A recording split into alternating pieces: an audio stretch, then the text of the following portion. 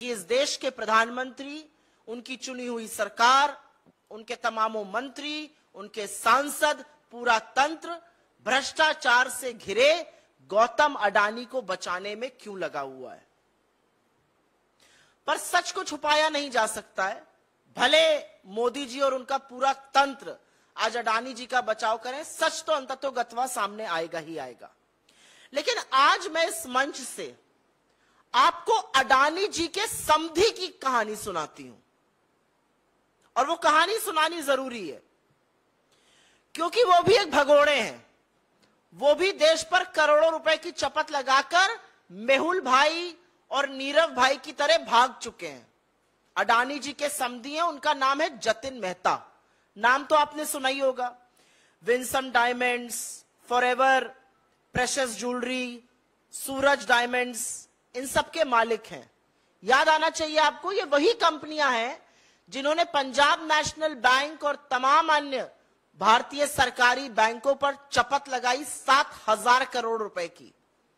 $1 billion की चोरी कर कर यह आदमी हिंदुस्तान से भाग गया, दूसरी जगह का नागरिक बन गया, और सरकार ने आंखों पर पट्टी और मुंह में दही जमाकर कुछ भी नहीं किया इसके खिलाफ।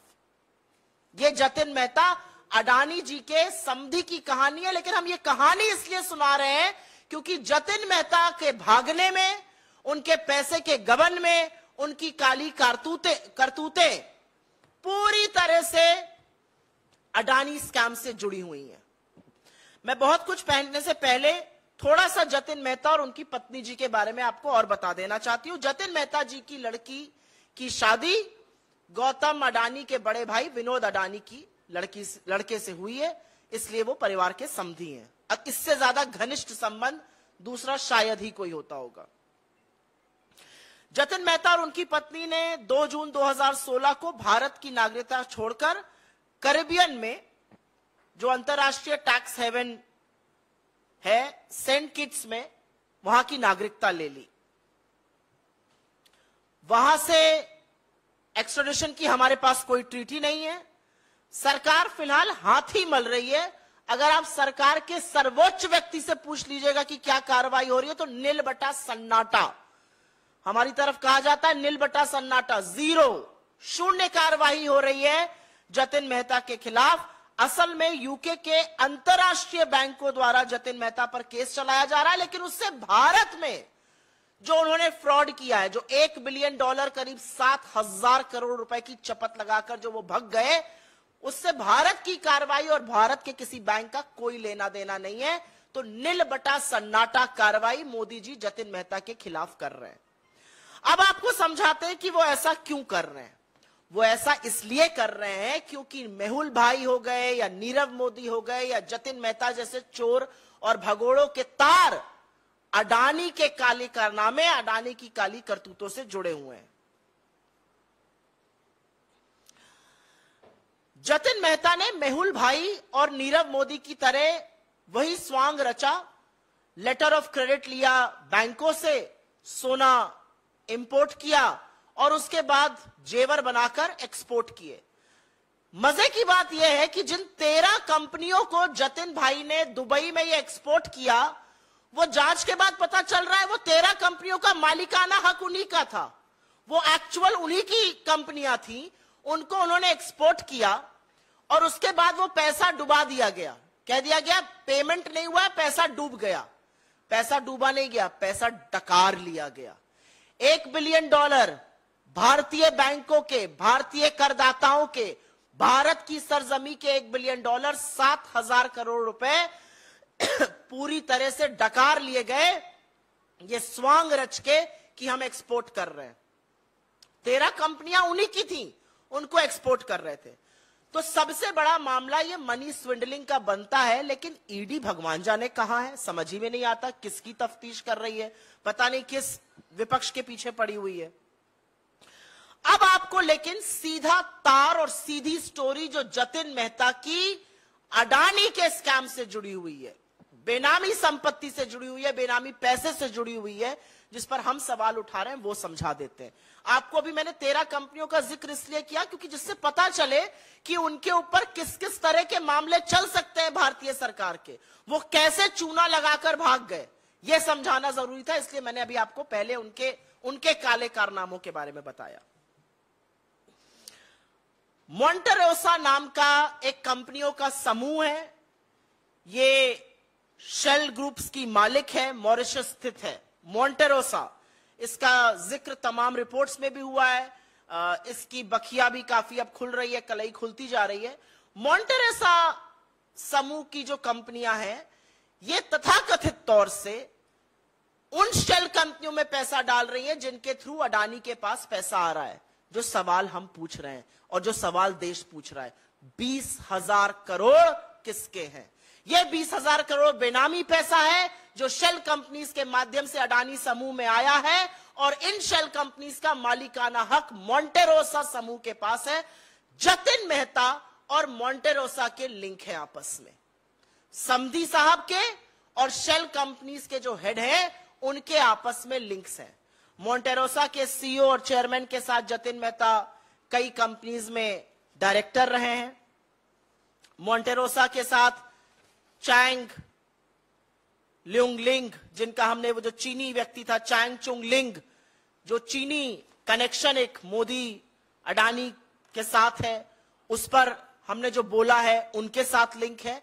मोंटेरोसा और जतिन मेहता का सीधे सीधे संबंध है, और इस संबंध के चलते क्योंकि हम सवाल बार बार उठा रहे हैं कि 20,000 करोड़ किसके हैं, ये जो पैसा चोरी किया गया हिंदुस्तान से, जो गबन कर लिया गया, जो डकार लिया गया, ये किसका पैसा है?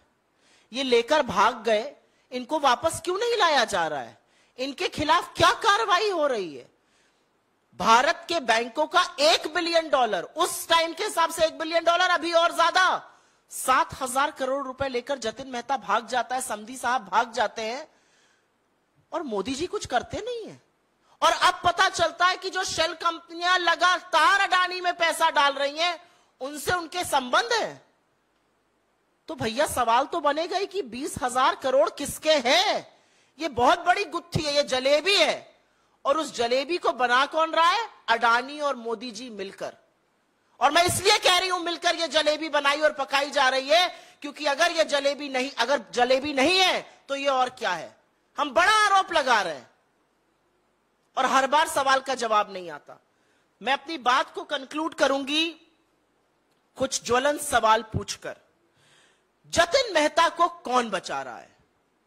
जतिन मेहता जो गौतम अडानी के परिवार के समधी हैं, वही गौतम अडानी जो मोदी जी के परम मित्र हैं, उनको कौन बचा रहा है? उनके खिलाफ कार्रवाई क्यों नहीं की जा रही है?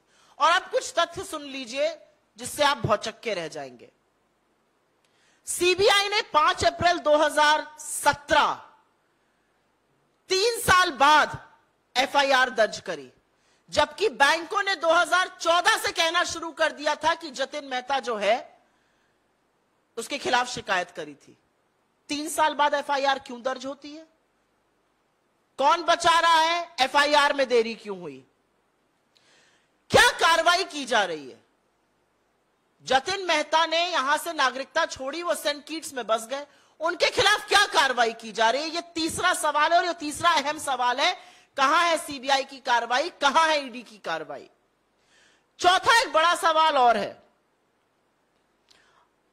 चाहे वो इकोनॉमिक ऑफेंसेस विंग हो, चाहे वो ईडी हो, चाहे वो एसएफआईओ हो, चाहे वो वित्त मंत्रालय हो, 3.5 साल तक इस घोटाले में कार्रवाई क्यों नहीं की गई?